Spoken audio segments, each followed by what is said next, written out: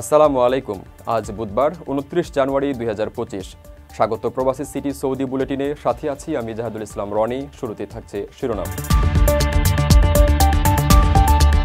ইসলামী নিদর্শন তুলে ধরতে নতুন উদ্যোগ, নবীর কদম প্রকল্প বাস্তবায়নের ঘোষণা দিল সৌদি।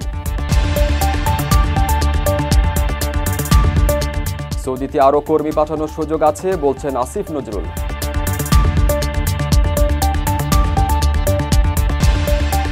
প্রবাসীর সাথে অমানবিক আচরণের অভিযোগ, ফের কাঠগড়ায় বিমান বাংলাদেশ।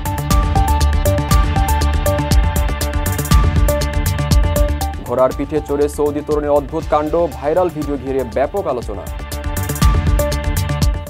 দর্শক দেখছিলেন শিরোনাম, এবারে বিস্তারিত। প্রবাসীদের বিনিয়োগের শতভাগ নির্ভরযোগ্য প্রতিষ্ঠান প্রবাসীর সিটি লিমিটেড। এখানে বিনিয়োগ করে হালাল মুনাফা অর্জন করুন।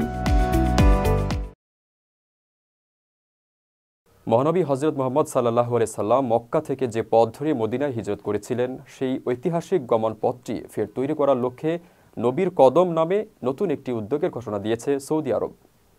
সোমবার মদিনা নগরীর উত্তর দিকে উহুদ পর্বতের কাছে এ প্রকল্পের উদ্বোধন করেন মদিনার আমির প্রিন্স সালমান বিন সুলতান। গালফ নিউজ জানিয়েছে, নবীর কদম প্রকল্পে মক্কাকে মদিনার সঙ্গে সংযুক্ত করা 470 কিলোমিটারের একটি পথ রয়েছে। এর 305 কিলোমিটার হেঁটে যাওয়া যাবে। 41টি ঐতিহাসিক নিদর্শন পুনরুদ্ধার করে একই পথের সঙ্গে যুক্ত করা হচ্ছে। আর এগুলোর সঙ্গে সম্পর্কিত 5টি স্টেশন হিজরতের সময় ঘটা গুরুত্বপূর্ণ ঘটনাগুলো বর্ণনা করবে। ইসলামের ইতিহাসের এই অত্যন্ত গুরুত্বপূর্ণ অধ্যায়টির বিষয়ে দর্শনার্থীদের বিস্তারিত জানাতে একটি হিজরত জাদুঘরও থাকবে। এ গমনপথ বরাবর 8টি স্টেশন হিজরতের বিষয়ে ধারণা দেবে। আর পথ সংলগ্ন 30টির বেশি রেস্তোরাঁ ও 50টি দোকান দর্শনার্থীদের অভিজ্ঞতা আরও সমৃদ্ধ করবে। দৈনিক 12,000 দর্শনার্থী এ পথে মক্কা থেকে মদিনা যেতে পারবেন।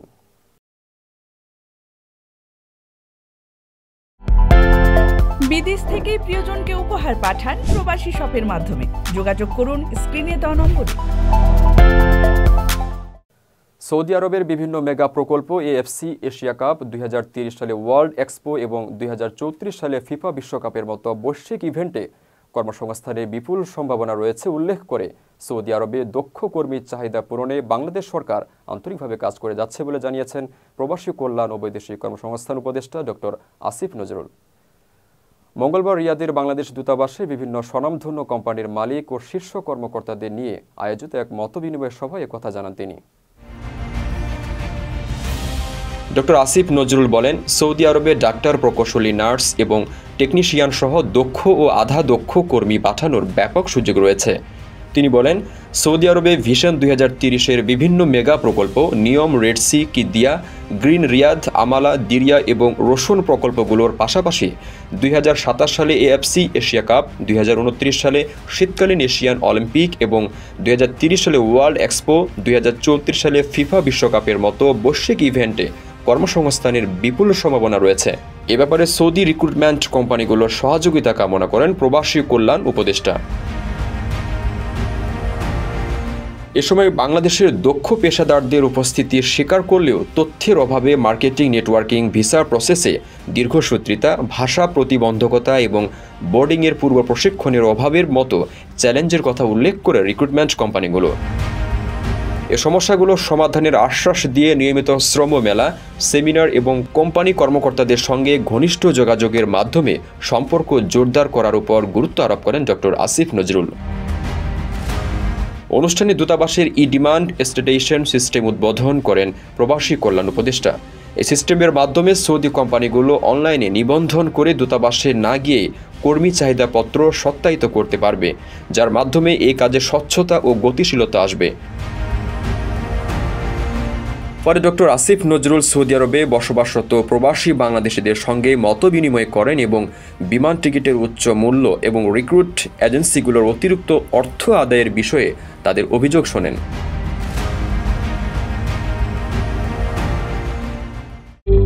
দেশের সবচেয়ে কম খরচে এবং সহজে বুকিং করুন প্রবাসীর হেলিকপ্টার। স্বজনের মুখটা শেষবার দেখতে দেশে ফেরার জন্য আবুধাবি বিমানবন্দরে পৌঁছান বাংলাদেশি বংশোদ্ভূত জার্মান নাগরিক রেজাউল করিম সিদ্দিকী নিশাদ।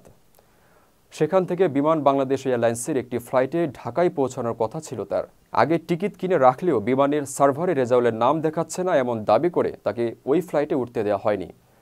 বাধ্য হয়ে বিকল্প উপায়ে বাড়তি খরচ করে 48 ঘন্টা পর রেজাউল যখন দেশে আসেন ততক্ষণে হয়ে যায় তার স্বজনের দাফন।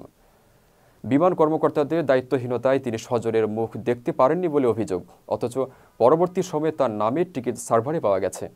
ঘটনাটা নিয়ে একাধিক সংবাদ মাধ্যমে প্রতিবেদন হয়েছে।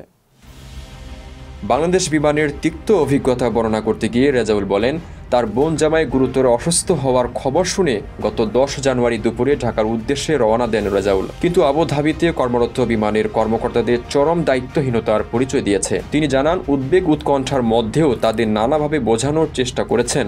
মৃত ভাইয়ের কথা বলে টিকিটের সপক্ষে নানা প্রমাণ দেখিয়েছেন, কিন্তু কিছুতেই তাদের মন গলেনি, উল্টো চরম দুর্ব্যবহার করা হয়েছে। ঢাকা প্রকৌশল ও প্রযুক্তি বিশ্ববিদ্যালয় থেকে তড়িৎ ও ইলেকট্রনিক কৌশল বিভাগ থেকে স্নাতক পাশ করে দেশে কিছুদিন চাকরির পর জার্মানিতে পাড়ি জমান রেজাউল। সেখানে সেন্সর টেকনোলজিতে স্নাতকোত্তর ডিগ্রি অর্জন করে সে দেশে চাকরি শুরু করেন। বর্তমানে তিনি সপরিবারে জার্মান নাগরিক হিসেবে দেশটিতে বসবাস করছেন। কারো কাছে স্বপ্ন পূরণ, কারো আনন্দের উপলক্ষ, আবার কারো জীবন পাল্টে দেওয়ার মুহূর্ত, কখনো জীবন বাঁচাতে সর্বোচ্চ গতিতে উড়ে চলা, কারো আবেগের শেষ মুহূর্ত, আপনজনের শেষ বিদায়ে শামিল হওয়া, এমন সব ইচ্ছে পূরণে সর্বনিম্ন ভাড়ায় দ্রুত গতির বাহন প্রবাসীর হেলিকপ্টার। আপনার প্রয়োজনে যোগাযোগ করুন আমাদের হটলাইনে।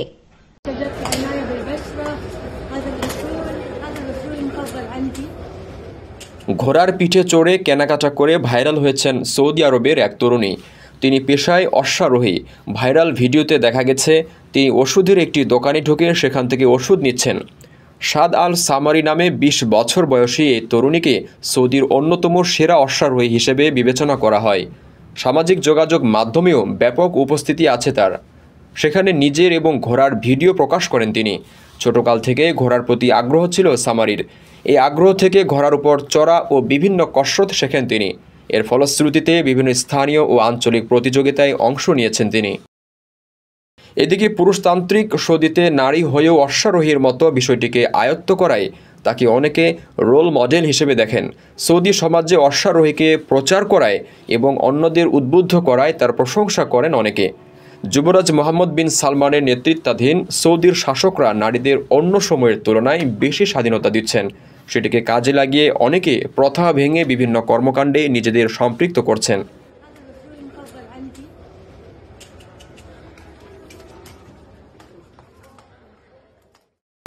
দেশের সবচেয়ে কম খরচে এবং সহজে বুকিং করুন প্রবাসীর হেলিকপ্টার। দর্শক দেখছিলেন প্রবাসী সিটি সৌদি বুলেটিন। শেষ করার আগে শিরোনামগুলো জানিয়ে দিচ্ছি আরও একবার। ইসলামী নিদর্শন তুলে ধরতে নতুন উদ্যোগ, নবীর কদম প্রকল্প বাস্তবায়নের ঘোষণা দিল সৌদি। সৌদিতে আরও কর্মী পাঠানোর সুযোগ আছে বলছেন আসিফ নজরুল।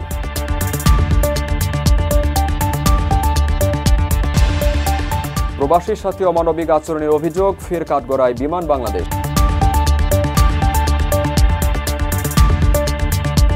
ঘোড়ার পিঠে চড়ে সৌদি তরুণের অদ্ভুত কাণ্ড, ভাইরাল ভিডিও ঘিরে ব্যাপক আলোচনা।